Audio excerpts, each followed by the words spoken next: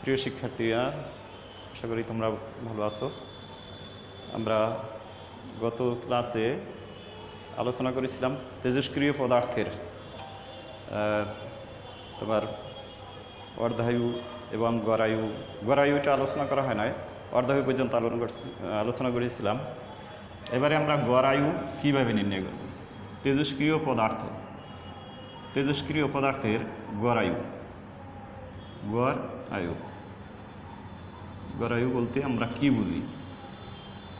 এটাকে সাধারণত টাউ, তোমরা দেখছো এটাকে টি এর মতো টাউ দ্বারা প্রকাশ করা হয়। এই টাউ সমান সমান যতগুলো তেজস্ক্রিয় পদার্থের যতগুলো পরমাণু আছে তাদের বয়সের যোগ করব, তাদের বয়সকে যোগ করব এবং পরমাণু সংখ্যা দিয়ে ভাগ করব।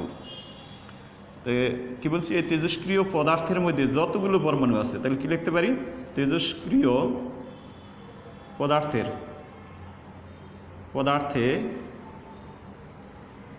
পদার্থে মোট পরমাণুগুলোর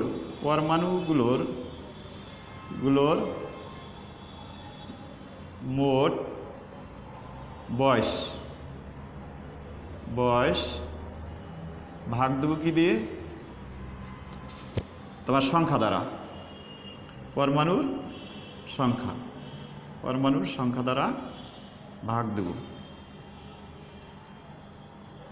তাহলে এখন কিভাবে লিখতে পারি? এটা তোমরা জানো যে তোমরা গড়ের অঙ্ক করছো যেভাবে, মনে করো প্রথম ব্যক্তির বয়স এভাবে করছো না, প্রথম, তাহলে এখানে ব্যক্তির পরিবর্তে কী হবে? প্রথম পরমাণুর বয়সের পরিবর্তে আমরা রাখবো আয়ু, যোগ দ্বিতীয় পরমাণুর আয়ু, যোগ এন সংখ্যক যদি পরমাণু উপস্থিত হয় ওই তেজস্ক্রিয় পদার্থের মধ্যে, তাহলে এনতম পরমাণুর আয়ু। তোমরা আশা করি বুঝতে পারছো। তাহলে নিচে আমরা লিখতে পারি এন মানে এন সংখ্যক, মানে এই তেজস্ক্রিয় পদার্থে কতটি তোমার পরমাণু আছে? এন সংখ্যক, প্রত্যেকের ভিন্ন ভিন্ন বয়স। যেমন আমরা উদাহরণ বলতে পারি যে একজনের বয়স 10 বছর আর একজন 6 বছর, এখানে এটা 10, 6, এরপর এইভাবে আমরা এন সংখ্যক লোকের বয়সকে যোগ করে এন দিয়ে ভাগ করতে পারি। তাহলে আমরা কি পাই? গড় বয়স পাই। এখানে জাস্ট পরমাণুর ক্ষেত্রে পরমাণুর আয়ুগুলো আমরা যোগ করে পাই। আমরা এইটাকে পরীক্ষার সাহায্যে দেখা গেছে টাউ ইকুয়ালস টু 1/, তোমরা এটা গত ক্লাস এই যে ল্যামডা, অর্থ কি? এইটা কিসের সাহায্যে দেখা গেছে? পরীক্ষার সাহায্যে দেখা গেছে যে টাউ ইকুয়ালস টু 1/λ। এই ল্যামডাটা কি? আমরা ল্যামডাটা জানি। ল্যামডা মানে কি? ক্ষয় দুর্ভোগ। এটা একটা সম্পর্ক আমরা পাইলাম। তাহলে এইখানে দেখো গড়ায়ু যদি ভিন্ন ভিন্ন এভাবে যোগ করি যে প্রথম পরমাণুর 10 বছর, দ্বিতীয়বার 8 বছর, তারপরে পরেরটা এভাবে 7 বছর, এইগুলিকে আমরা 8, 7 ইত্যাদি যোগ করে সংখ্যা দিয়ে ভাগ করব। জাস্ট আমরা পরীক্ষার সাহায্যে আবার দেখা গেছে বৈজ্ঞানিকরা এটা পরীক্ষা করছেন যে টাউ ইকুয়ালস টু 1/λ, আর ল্যামডা সমান কি? ক্ষয় দুর্ভোগ। গত ক্লাসে এই ক্ষয় দুর্ভোগ তোমরা দেখছো, ক্ষয় দুর্ভোগ কোথা থেকে আসছে। তাহলে এটা আবার কিসের মধ্যে সম্পর্ক? এটা হলো তোমার গড়ায়ু আর অর্ধায়ুর মধ্যে সম্পর্ক। তাহলে এটা আমরা লিখতে পারি ইহা গড়ায়ু ও ক্ষয় দুর্ভোগের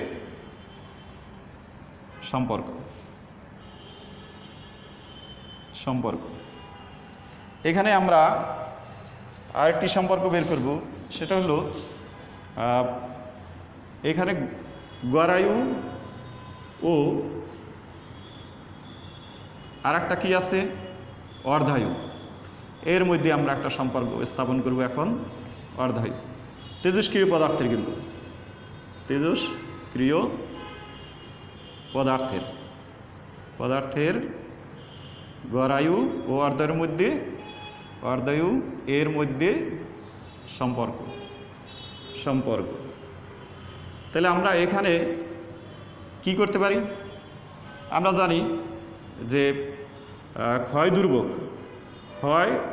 ধ্রুবক এটা আমরা লিখব ক্ষয় ধ্রুবক ও অর্ধায়ু এর মধ্যে সম্পর্ক যেহেতু লিখে দিই, এটা সম্পর্ক গত ক্লাসে আমরা পড়ছি। এটা সবার কি পড়ছিলাম যে ক্ষয় ধ্রুবক লিখি, ক্ষয় ধ্রুবক ও অর্ধায়ুর মধ্যে সম্পর্ক ছিল ল্যামডা ইকুয়ালস টু 0.693 আর নিচে ছিল কি টি হাফ। এখন যদি এটাকে আমরা উল্টাই দিই 1/λ আর এটাকে লিখি টি, এরপরে লিখি টি হাফ বাই 0, এটা কিন্তু হাফ, জাস্ট এটা বেস হিসেবে কাজ করে 693। এটাকে যদি আমরা আর গুণন করি তাহলে আমরা কি পাই? এখানে আমরা দেখতে পাই কি যে এইটাকে 1/t আর এইটা, তাহলে এটার ভিতর একটা আমরা আবার 1/λ সমান আমরা কি পাই? 1/λ সমান আমরা লিখতে পারি কি টাউ লিখতে পারি না?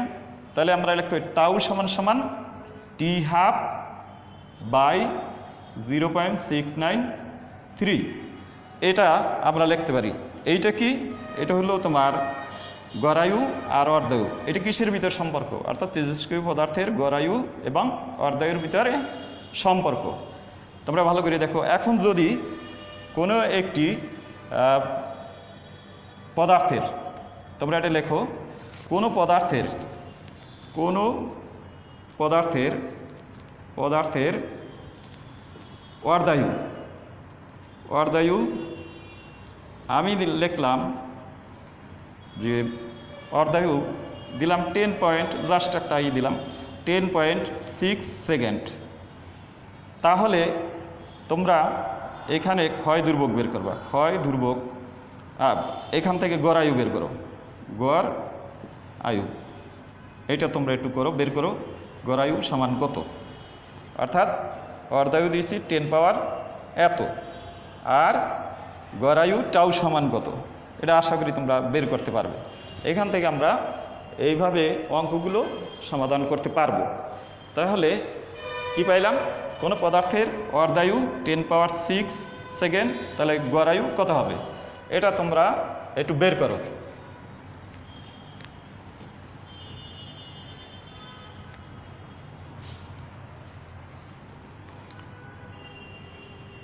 কীভাবে বের করবো বলো তো? আমরা জানি একটু আগে যেটা আমরা পড়ছিলাম কি, এখানে আমরা কি করছিলাম? টাউ সমান টি হাফ বাই 0.693। তাহলে বের করতে বলছি। এখন এখানে মানটা বসাই দাও। মান বসাইলে কত হবে? 10 পাওয়ার 6 বাই 0.693 সেকেন্ড। অ্যান্ড ক্যালকুলেটর দিয়ে তোমরা ইজিলি এটা করতে পারবা। এটা ভাগ করলে এখান থেকে এটা কি বের করতে পারবা? গড়ায়ু বের করতে পারবা।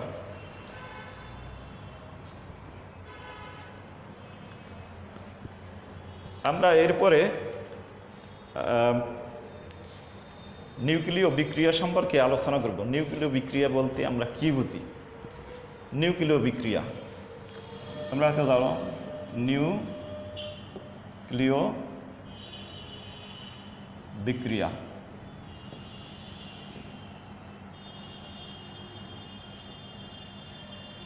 যে বিক্রিয়া নিজেও করতে পারে, আবার কি কোনো একটি পদার্থ দিয়েও তাকে যদি আঘাত করা হয়, অর্থাৎ কোন নিউক্লিয়াসকে আঘাত করা হয়, যেমন আমরা ইউরেনিয়াম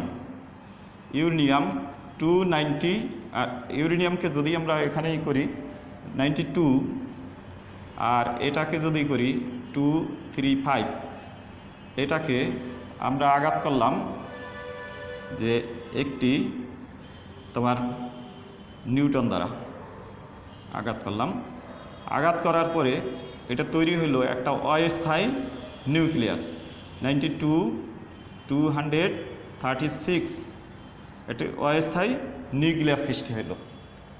এই নিউক্লিয়াস বেশি সময় স্থায়ী হবে না, এরপর ভেঙে এটা তৈরি হবে কি বেরিয়াম। বেরিয়াম হবে কত? বেরিয়ামের আমরা এখানে যদি 56 পারমাণবিক সংখ্যা আর বন্ড সংখ্যা 141 প্লাস আমরা ক্রিপ্টনের যদি এখানে দেখি, ক্রিপ্টনের ক্ষেত্রে 36 আর এটাকে আমরা লিখতে পারি 92 প্লাস এখানে 3টা তোমার নিউটন সৃষ্টি হবে প্লাস প্রচুর শক্তি, অর্থাৎ 3টা, এখানে 3 দিয়ে দেই, 3টা নিউটন শক্তি হবে সৃষ্টি হবে আর প্রচুর শক্তি সৃষ্টি হবে। এটাই হলো নিউক্লিয়ার বিক্রিয়া। তাহলে এখানে কি কি পাই? এখানে হলো হিলিয়াম, এখানে হলো তোমার ইউরেনিয়ামকে আঘাত করছে কি দ্বারা? নিউটন দ্বারা আঘাত করা হয়েছে। নিউটন আঘাত করার পরে এখানে কি দেখা যাচ্ছে? বেরিয়াম সৃষ্টি হইল, বেরিয়াম। আর এটা কি? ক্রিপ্টন সৃষ্টি হইল। তাহলে আমরা কি পেলাম?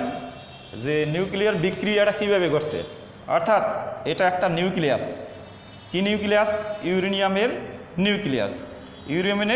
নিউক্লিয়াস। এতে কি আঘাত করছে? কি দ্বারা? নিউটন দ্বারা আঘাত করছে। নিউটনের নিউক্লিয়াস, এটাকে আঘাত করা হয়েছে নিউটন দ্বারা। আঘাত করার পরে কি সৃষ্টি হলো? একটি অস্থায়ী নিউক্লিয়াস সৃষ্টি হয়েছে। এই নিউক্লিয়াস সৃষ্টি হওয়ার সাথে সাথেই এটা ভেঙে আবার দুইটি কি হয়েছে? প্রায় সমান ভরবিশিষ্ট দুইটি পরমাণু সৃষ্টি হইল। আর সাথে কি সৃষ্টি হলো? 3টে নিউটন সৃষ্টি হলো আর প্রচুর শক্তি সৃষ্টি হইল।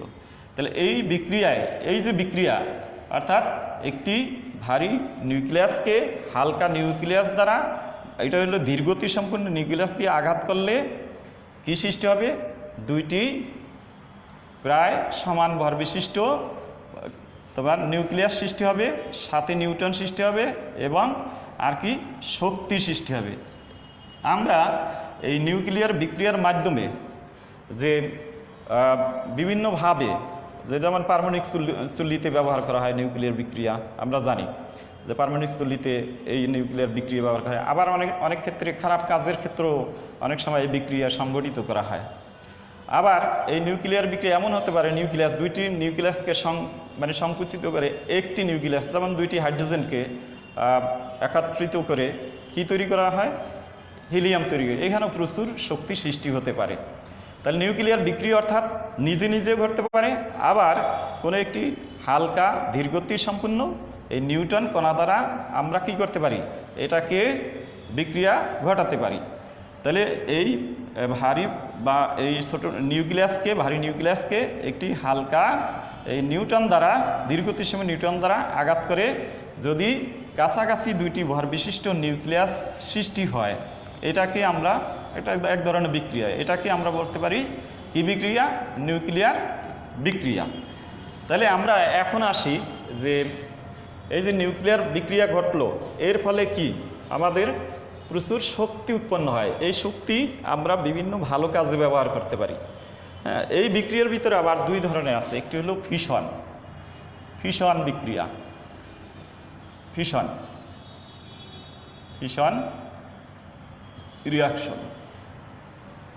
রিয়াকশন। তাহলে ফিশনে আমরা কি কি পাই?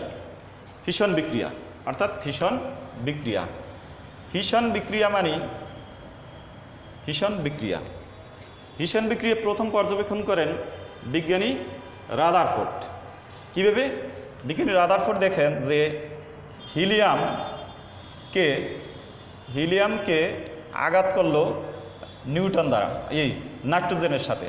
প্রথম নাইট্রোজেনের সাথে আঘাত করার পরে দেখলো যে একটি অক্সিজেন সৃষ্টি হলো আর একটা কী সৃষ্টি হলো? প্রোটন সৃষ্টি হলো।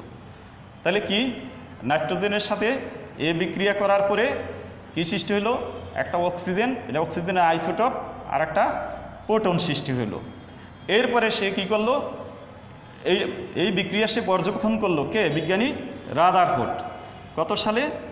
রাদারফোর্ড পর্যবেক্ষণ করলো প্রথম যেটা এই ফিশন বিক্রিয়া যেটা মানে শুরু হলো, রাদারফোর্ড সে পর্যবেক্ষণ করলো 1900 কত সালে? 1919 সালে। পরবর্তীতে আমরা যে পার্বণিক চুল্লিতে যে ব্যবহার করি, পার্বণিক চুল্লিতে যে জিনিসটা ব্যবহার করি, সেখানেও দেখা যায় যে হিলিয়ামের সাথে বিক্রিয়া করে আবার কি তৈরি করে? এই ফিশন বিক্রিয়া সৃষ্টি করতে পারে। তাহলে ফিশন মানে কি? ফিশন মানে একটি কি করলো? হিলিয়াম এটা আঘাত করলো, ভিন্ন ধরনের যৌগ সৃষ্টি হইল। আর এই ক্ষেত্রে আমরা সাধারণত দুই বা ততোধিক কি পরমাণুও সৃষ্টি করে। এই কার্যকারিতা আস্তে আস্তে সে ভিন্নভাবে তৈরি করতে পারে। এখন ফিশন বিক্রিয়ায় যদি আমরা এটাকে বিবেচনা করি, ফিশন যদি বিবেচনা করি, তাহলে আমরা এখানে কি দেখতে পাই? ফিশন বিক্রিয়ায় এখানে ইউরেনিয়ামের সাথে নিউটন আঘাত করলো, নিউটন আঘাত করে সে কি সৃষ্টি করলো? বেরিয়াম সৃষ্টি করলো, আর ক্রিপ্টন সৃষ্টি করলো। ক্রিপ্টন সৃষ্টি করে কি শক্তি, প্রচুর শক্তি পরিমাণ সে এখানে বের করে দিল। এটা কি ফিশন বিক্রিয়ায় আমরা এইটা ব্যবহার করতে পারি, যে খুব কি করতে পারে? একটি ভারী বস্তুকে একটি নিউটন দ্বারা আঘাত করে সে দুইটি কি তৈরি করলো? নিউক্লিয়াস তৈরি করলো। এটা আমরা ফিশন বিক্রিয়ায় ব্যবহার করতে পারি। এরপরে আমরা ফিউশন, আরেকটি বিক্রিয়া কি? ফিউশন। এগুলো সবই নিউক্লিয়ার বিক্রিয়া, মানে আমরা ফিউশনে আমরা কি করতে পারি? ফিউশনে যদি দেখি হাইড্রোজেনের দুইটি আইসোটপ, একটা হলো ডিউটেরন আর টেট্রিয়ন। দুইটাকে আমরা যদি সংযুক্ত করলে কি তৈরি হবে? একটা হিলিয়াম তৈরি হবে, হিলিয়াম। আর একটা কি তৈরি হবে এখানে? তাহলে আমরা পাবো একটা নিউটন। তোমরা এখানে খেয়াল করো, যদি আমরা এই দুইটাকে আমরা মনে রাখবো যে এই দুইটা পাশাপাশি রাখি, আমরা এখানে দুইটা পাশাপাশি রেখে আমরা ফিশন এবং ফিউশন বিক্রিয়া দুইটাকে আমরা বুঝে নিতে পারি। এইটা কি? এইটা হলো একটা হাইড্রোজেন আইসোটপ, আর এটা হাইড্রোজেন আইসোটপ। দুইটা হাইড্রোজেনের আইসোটপ মিলে একটা কি তৈরি হলো? হাইড্রোজেন, একটা হিলিয়াম তৈরি হলো, এটা হলো একটা হিলিয়াম তৈরি হলো। আর এখানে কি তৈরি হলো? একটা নিউটন তৈরি হলো। আর এইখানে যে শক্তি সৃষ্টি হবে, এই শক্তির পরিমাণ, এই শক্তির প্রচণ্ড শক্তির সৃষ্টি হবে। তাহলে এইখানে আমরা কি পাইলাম? দুইটা হাইড্রোজেন মিলে কি তৈরি হলো? একটা হিলিয়াম তৈরি হলো। তাই দুইটা হাইড্রোজেন নিউক্লিয়াস, আর একটা নিউক্লিয়াস তৈরি হয়েছে। আর এখানে হচ্ছে একটি নিউক্লিয়াস ভেঙে কয়টা নিউক্লিয়াস তৈরি হলো? দুইটা নিউক্লিয়াস সৃষ্টি হলো। এই যে তোমার ফিশন প্রক্রিয়া, এইটা ব্যবহৃত হয় আমাদের দেশে, যেমন নিউক্লিয় চুল্লিতে ব্যবহার করা হয় ফিশন বিক্রিয়া। আর হাইড্রোজেন যে সংগঠিত হয়, এটা কিন্তু সূর্যে, নক্ষত্রে ইত্যাদি স্থানে আমরা এটা কোথায় নক্ষত্রের অরহ ঘটতে থাকে। আর এটা কি? নিউক্লিয় চুল্লিতে এটা ব্যবহার হয়, চুল্লি। এইটা আমরা ভালো করে মনে রাখবো, নিউক্লিয় চুল্লিতে ব্যবহার হয়। এখন আমরা মোটামুটি বুঝে গেলাম যে এইখানে আরেকটা জিনিস মনে রাখতে হবে, যে এই পারমাণবিক বোমা খুবই শক্তিশালী আমরা জানি, তার চেয়েও বেশি শক্তিশালী হলো হাইড্রোজেন বোমা। এটা দ্বারা তৈরি করা হাইড্রোজেন বোমা, এবং এই হাইড্রোজেন বোমা ভবিষ্যতে কাজে লাগিয়ে আমরা ওই যে বিদ্যুৎ উৎপাদন কেন্দ্রে বা নিউক্লিয় চুল্লিতে ব্যবহার করার জন্য পরিকল্পনা চলছে। আমরা ভালো কাজে এটা ব্যবহার করব। যেমন এখন চলছে, এখন কোন ক্ষেত্রে এখন ব্যবহার করা হয়? ফিউশন প্রক্রিয়ায়। তাহলে ফিউশনটা ব্যবহার করতে পারলে, যেমন সূর্য থেকে আমাদের প্রচুর শক্তি উৎপাদন হয়, তাই সূর্যের আলো যদি আমরা ব্যবহার করতে পারি, তাহলে আমরা কি করতে পারবো? আরও বেশি শক্তি অর্জন করে আমরা এটা নিজেদের মানুষ কল্যাণে ব্যবহার করতে পারবো। তাহলে আমরা মোটামুটি এখানে যেগুলি আমরা করেছি এই অধ্যায়, সেগুলি সম্পর্কে আমরা মোটামুটি একটু ধারণা নেব, এবং যে এখানে যে সমীকরণগুলো ব্যবহার হয়েছে সেই সমীকরণগুলো আমি এখন লিখব। ওই সমীকরণগুলি যদি তোমরা মনে রাখতে পারো, তাহলে এখানের তোমার যে কোনো সমস্যাগুলি সমাধান করতে পারবা, সৃজনশীল প্রশ্নের উত্তরও দিতে পারবা।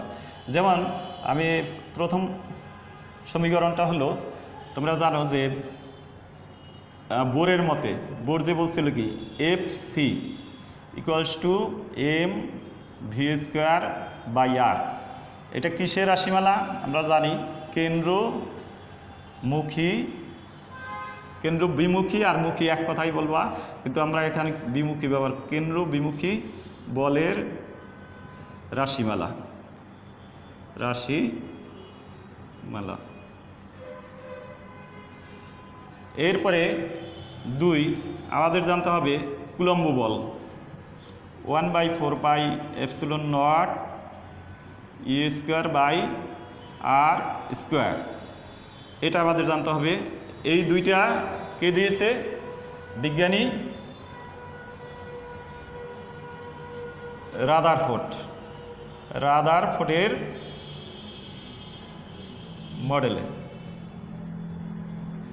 মডেল। এখন এই দুইটা থেকে যদি আমরা একটা জিনিস তোমরা গাণিতিক সমস্যা দিই, তোমরা দেখো, সবাই লেখো গাণিতিক সমস্যা। একটি ইলেকট্রন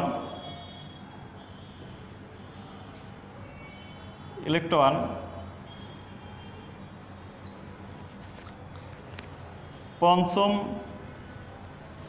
কক্ষপথে আছে, তার বেগ কত হবে?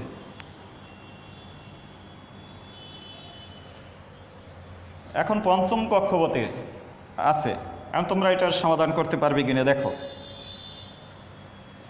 তাহলে আমরা জানি প্রথম কি লিখবা? কেন্দ্রমুখী বল।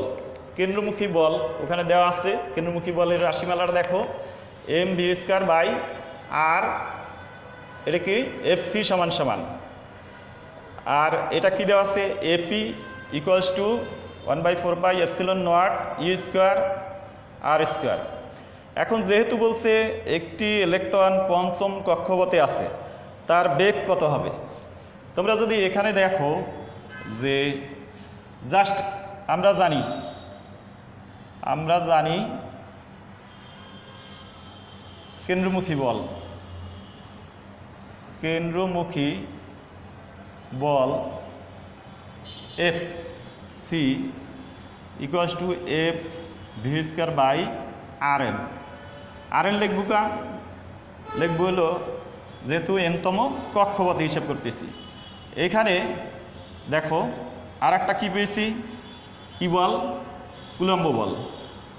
কুলম্ব বল। ap সমান কি 1/4πε, একবার লিখবো 1/4πε0 rn, এটা হলো স্কোয়ার, আর উপরে হলো e²। এখন রাদারফোর্ডের মতে fc সমান কি পাবো বলো তো? fc সমান mv, এই v এর নিচে n দাও, তাহলে mv(n²) বাই কি হবে? rn। এইটার সমান হইল তোমার fe। তাহলে ap সমান কত আবার তোমরা জানো? mv(n²/rn) এইটাকে বসা এখন e²4πε0 rn²। এখন যদি ক্যালকুলেশন করো এখানে, তাহলে কি পাও দেখো, ক্যালকুলেশনটা দেখো। vn সমান তোমরা কি পাবে? vn সমান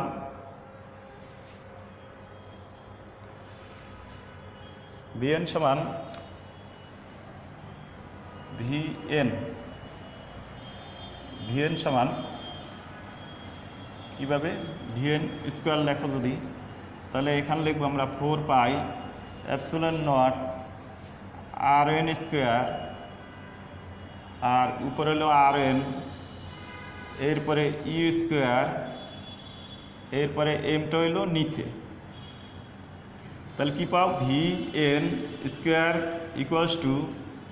উপরে কি থাকে? rn একটা বাদ হয়, নিচে 4πε0 rnm, আর উপরে হলো e²।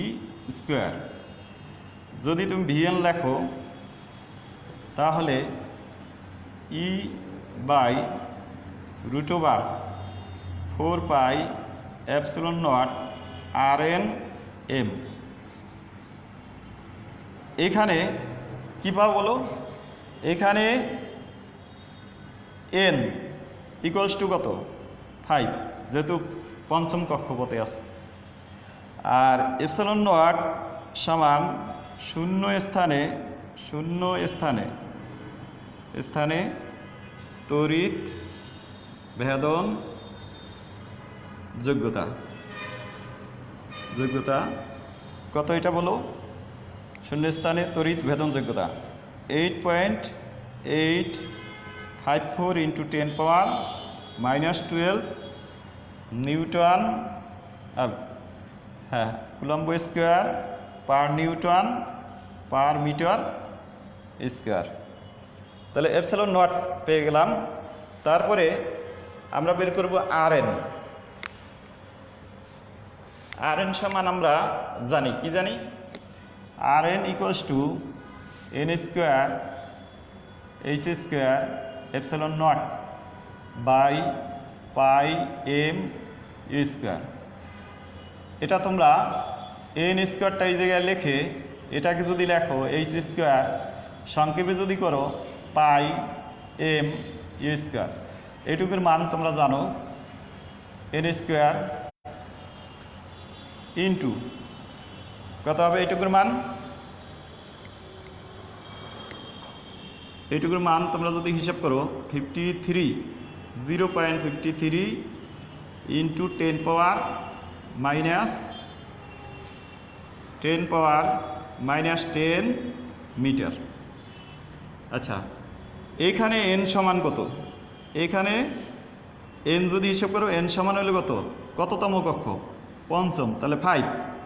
সুতরাং আর এন সমান 5 স্কোয়ার, তারপরে এখানে লিখব 0.53 10⁻⁻10 মিটার। এখন আর এন এর মানটা আমরা এই সমীকরণে বসাবো এখানে।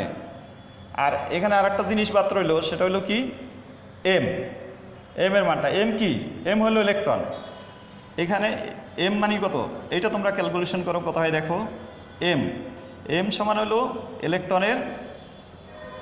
ইলেকট্রনের ভর, এটা কত 9.11 × 10⁻⁻31 কেজি। এরপরে আর পাই সমান তো তোমরা জানোই যে 3.1416 এ পর্যন্ত লিখতে পারো। তাহলে আমরা যদি এটা 1 নং সমীকরণে বসাই, 1 নং সমীকরণ কোনটা হবে, এই যে এইটা বসাবো। এটা বসালে আমরা কি পাবো দেখো, এটা বসালে ভি এন সমান ইর মান কত 1. এটা তোমরা জানো, এটা না লিখলেও তোমরা বুঝো 1.6 × 10⁻⁻19। আর নিচে যদি হিসাব করো √4 × 3.14 × 8.854 × 10⁻⁻12। এখানে তোমরা এককগুলি লিখবে না, একবারে এককগুলি লিখবে। এরপরে আর এন এর মানটা বসাই দিবে, ওখান থেকে যেটা আসবে এটা বসাবে 5। ওখান থেকে আর এন এর মান কত পেয়েছি আমরা, 5 স্কোয়ার ইন্টু 0.53 × 10⁻⁻10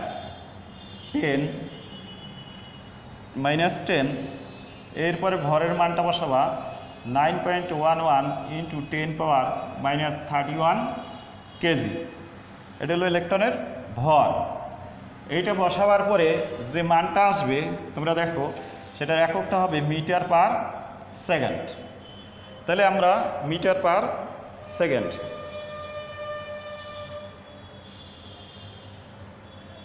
ওকে, তাহলে এই মানটা আমরা একজন লিখছে কত আসছে 1.325 × 10⁻⁻9 মিটার। এটা তোমরা এখানে আমি এটা বসাই দিচ্ছি, তাহলে তোমরা এইটার পরিবর্তে এটা লিখে ফেলতে পারো। যাক, থ্যাংক ইউ এটা করার জন্য। তোমরা এখন এই বেগটার মান বের করো। তা বেগের মান যদি বের করি তাহলে আমরা এই পুরো মানটা আমরা পেয়ে যাব যে কত হবে। তাহলে তোমরা বুঝে গেছো যে তাহলে যদি এই মানটা আমরা বের করতে পারি তাহলে আমরা বলতে পারবো যে ওই পঞ্চম কক্ষে ওই ইলেকট্রনের বেগটা কত হবে। তো ইলেকট্রনের বেগটা 1.3, আমরা যদি এখানে হিসাব করি 1.32 ইন্টু 10 পাওয়ার, আচ্ছা যত এখানে তোমরা এইটা যা আসবে এত মিটার পার সেকেন্ড। তাই তোমরা তখন ক্লোজিংয়ে বলতে পারবা যে সুতরাং পঞ্চম কক্ষে অর্থাৎ 5তম কক্ষপথে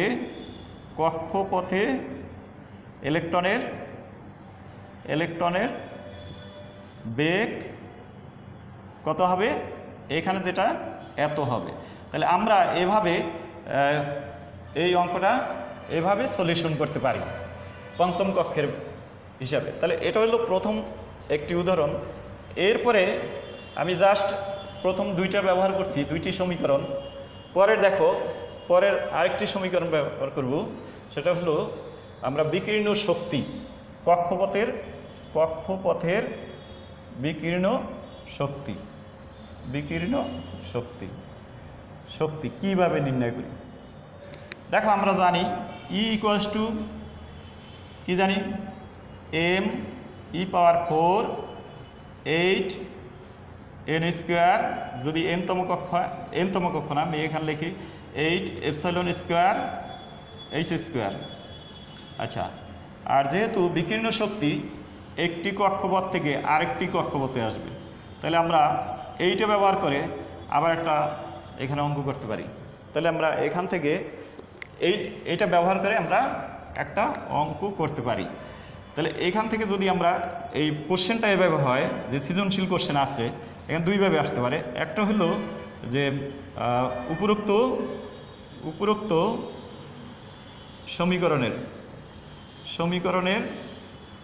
সমীকরণের আলোকে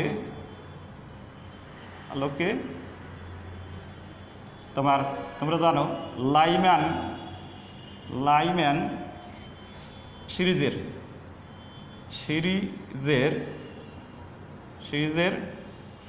কক্ষপথের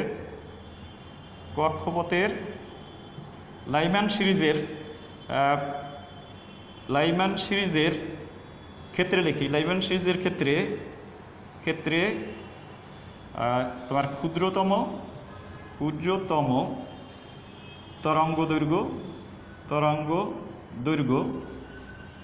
দৈর্ঘ্য ও বৃহত্তম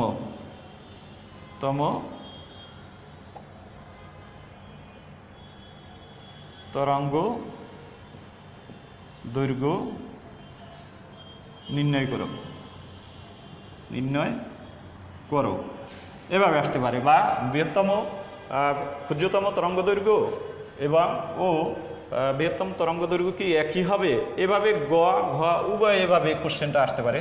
তাহলে আমরা কি করব, এখানে তো তরঙ্গ দৈর্ঘ্য নাই, এখানে তরঙ্গ দৈর্ঘ্য দেখা যাচ্ছে না, কিন্তু সমীকরণটা দিয়ে দিচ্ছে। তাহলে আমি কি করব, তাহলে আমরা এইখানে ম্যাক্স প্ল্যাঙ্কের কোয়ান্টাম তত্ত্ব ব্যবহার করব। যে জানি আমরা ই সমান কি, যখন এক কক্ষপথ থেকে আর এক কক্ষপথে ইলেকট্রন আসে তখন আমরা কি জেনেছিলাম গত ক্লাসে, ই ইকুয়ালস টু কি, এইচ এফ।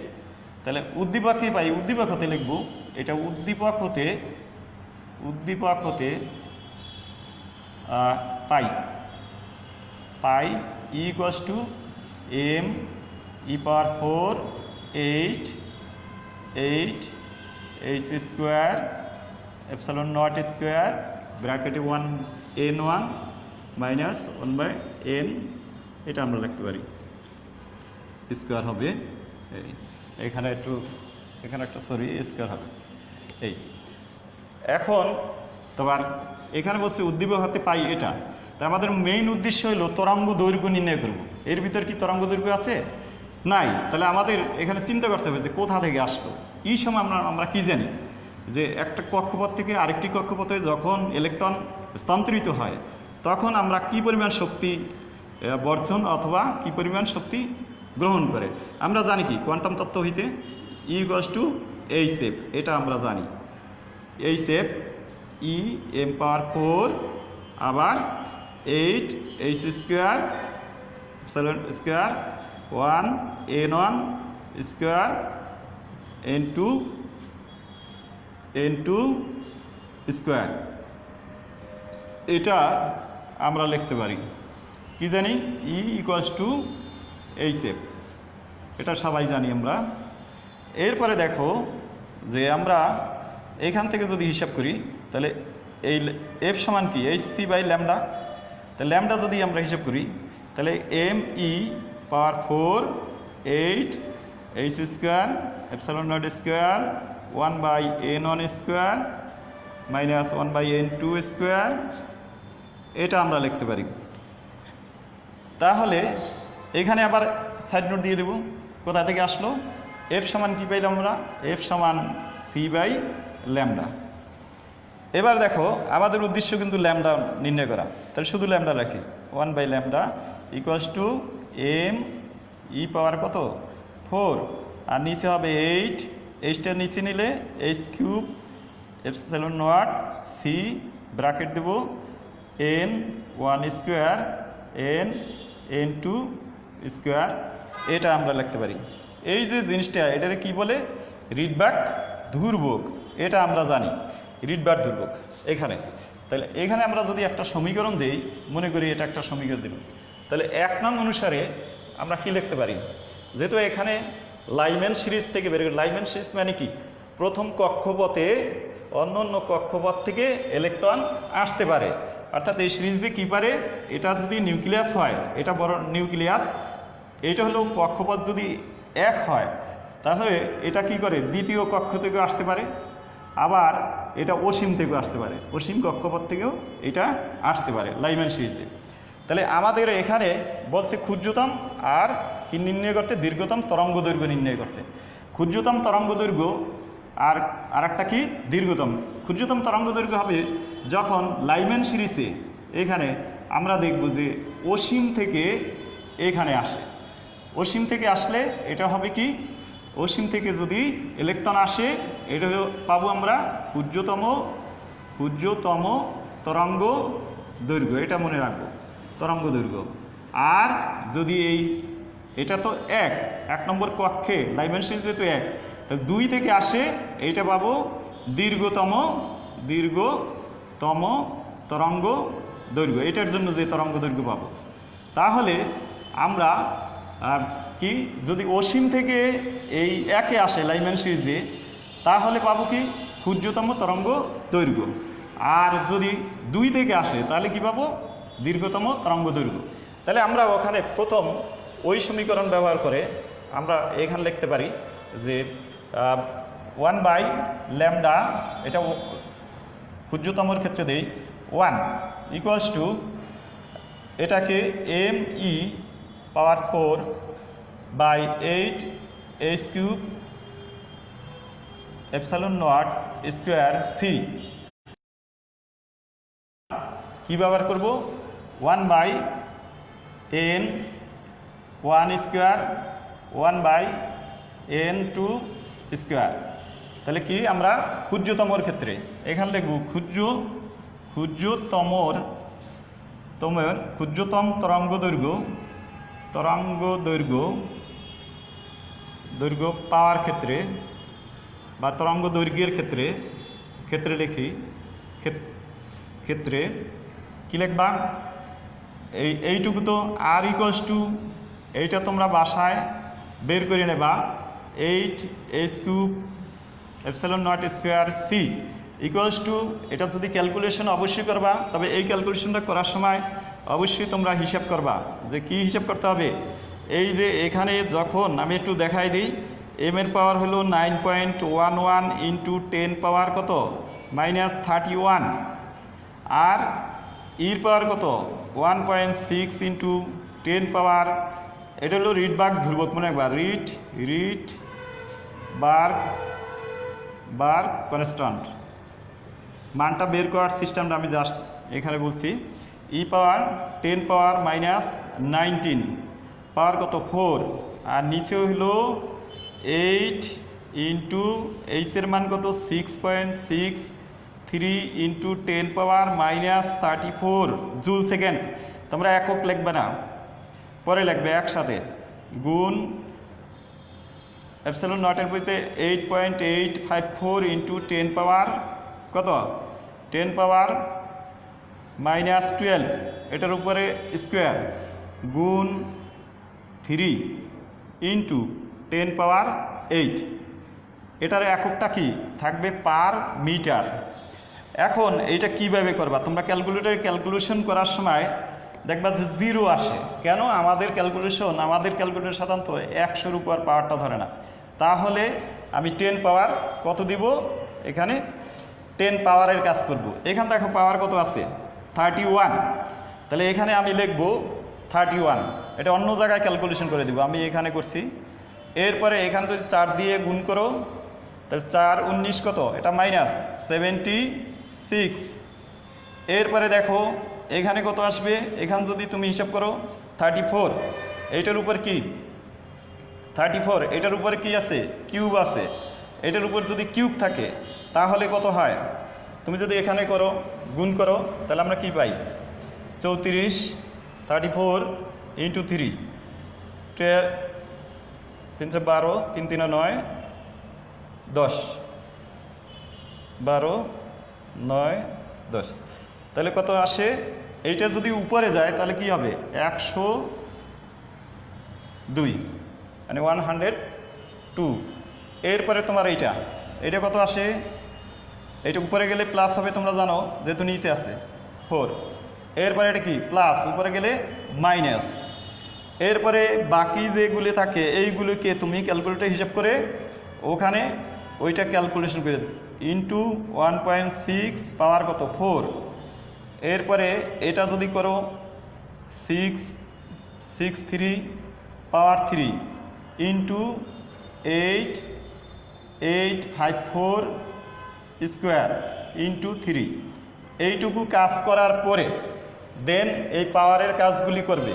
করার পরে তোমরা যে পুরো মানটা পাবে সেটা দেখবে 1.098 বা 97 অথবা 8 ইন্টু 10 পাওয়ার 7 পার মিটার।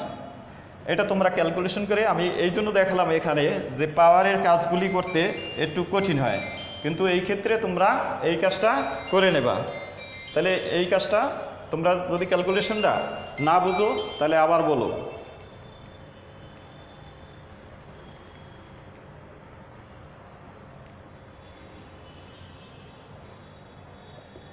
কমেন্টস আসবে না, কমেন্টস। তাহলে আমরা এটা কি পেলাম আর এর মান।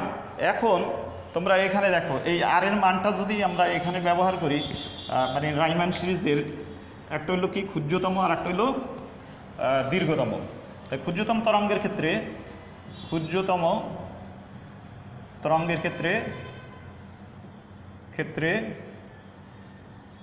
ক্ষেত্রে